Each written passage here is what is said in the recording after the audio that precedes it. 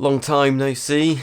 I'm back from the wild, so let's catch up with a quick recon report, just going through all the teams and the activity over the last couple of months. Cumulative time, you can see that Ineos have actually moved up to third in terms of sailing hours since they've got boat back on the water. Well, actually, first of all, they got the AC40 on the water, and then they hit the water straight away with T6 with the bustle modification and the W foil.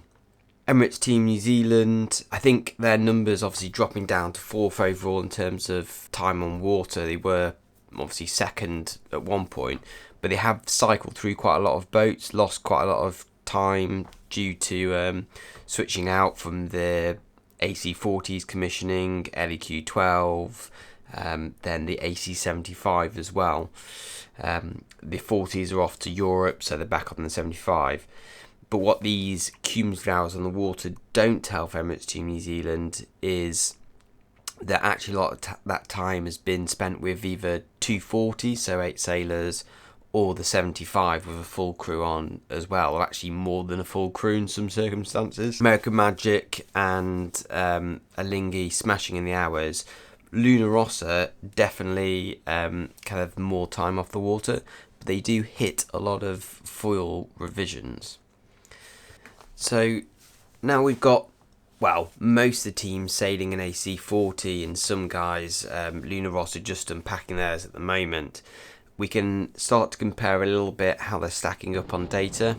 Obviously, Ineos only really brought theirs out for the bit of downtime when T6 was off the water, but pretty good foiling percentage from Ineos when they were up over 80%, so better than Magic or Alinghi. For reference, Emirates Team New Zealand were hitting about 95% foiling hit rate on just their AC40, but later on when they turned that into an LEQ12 mode or had the AC40 with kind of more junior sailors, that percentage did go down into the 80s, so kind of comparable. I think here what's interesting is we do see Alinghi is struggling, and for sure some of this is the venue they're in, Barcelona, but also what we're seeing is the difference between the first iteration of the AC75 that Alinghi have and the second iterations of the 75 that Magic and Emirates Team New Zealand were sailing. We never really got to see those boats race in the end because of all the World Series being cancelled. I think it would be fascinating, it would have been fascinating to see how good the different teams' kind of first iteration 75s were. Right, let's look a little bit team by team. Red Bull still hitting a lot of time on the water. Foiling percentage rate has gone up in April, but that's with them using the AC40 again. So that's really dragged those numbers up, but the foiling percentage on the 75 is still pretty low.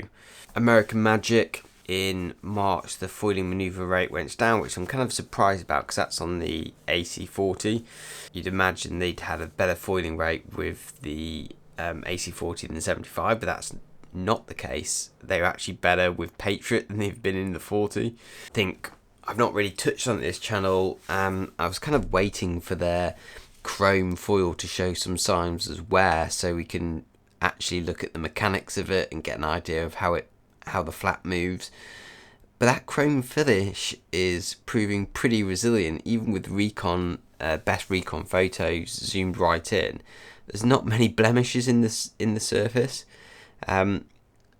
which in some ways is making me question whether it is a paint surface finish or if it is actually a stainless finish. Surely not, but Team New Zealand, they have had a few swap over of boats which kind of cost them time on water, but the time on water they have had has been, in terms of sailor hours, has been quite high because they've always had either 8 crew split across 2 AC40s, or they've had a full crew of 8. In fact, actually they often sail the 75 with an extra man, so getting plenty of time on the water there. Ineos and absolutely incredible turnaround they've had since the disaster we kind of reported on with the capsize and the time lost to that. They took that time out to get some time on the AC40, which was quite productive in terms of getting people on the water, getting Fletcher into the team, and just really upping their manoeuvre rate. I'm sure those sailors would have felt more relaxed just to hit some quality manoeuvre rates rather than just the pure straight line testing that T6 has really been doing. A few interesting things to point out is that Ainsley's really low on sailing hours, maybe spending all his time in the sim, managing the team, but I'm kind of surprised at how low his hours have been, like one of the least frequent people on the boat. Scott's been spending a lot of time, obviously he's kind of got a promotion for this cup to sailing team captain, so I guess that kind of makes sense, but yeah, surprised at how little Ainsley's been on the boat. In terms of T6 coming back, obviously we focused on the W foil, but also got the enlarged bustle, but that boat's really improved since the first few months, which was struggling. Some of it I think has been the main sheet control, jibs looking a lot better through manoeuvres in terms of the way that car system is moving across the boat. So yeah, big improvement. There is some weird wake coming off the foil, which we'll probably look at in future videos.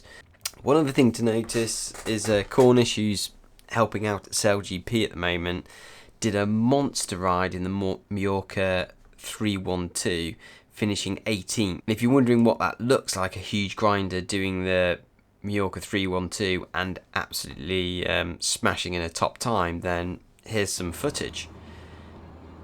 Now I know what you're thinking, that's pretty harsh, suggesting he spent the whole 312 drafting a van, but that's not what I'm saying. In this clip, Cornish is the van. People were so close in behind him trying to get a draft that a few of them just got sucked right up in there. Apparently he didn't have to eat anything the whole ride, just you know, took in all the calories via human suppository. Okay, Luna Rossa, and yeah, they really, since the mast fell down, I thought that was a bit of a glitch, but they're very stop-start in their program. Brought obviously lots of foil iterations on, and very much a kind of slowly catch the monkey approach. Not the best foiling percentage rates, but yeah, that Little Moon LEQ12 boat is looking super quick in all the video. We've had some incredible speeds, over 50 knots reported from it, which is kind of mind-blowing for what is a 40-foot, probably a few feet smaller yacht. Hopefully that's brought us up to speed on where each of the teams are in terms of their program. A really important moment in the cycle to get time on the water. We would have expected around now, probably April, maybe pushing it into May, is when they're going to lock down their hulls for the actual America's Cup. Yeah, that's it for today. Hope you're enjoying Sail GP as well. Be watching that later this evening. Am I going to go for a prediction? I'll be posting this probably after it's happened. If it's fluky, I think it'll be New Zealand, the Kiwis. Anything normal, I think you'd have to go for the Australians. Right, that's it. Everything from me. Good to be back in the game again, looking at these awesome boats, and I'll catch you in the near future with some more tech developments.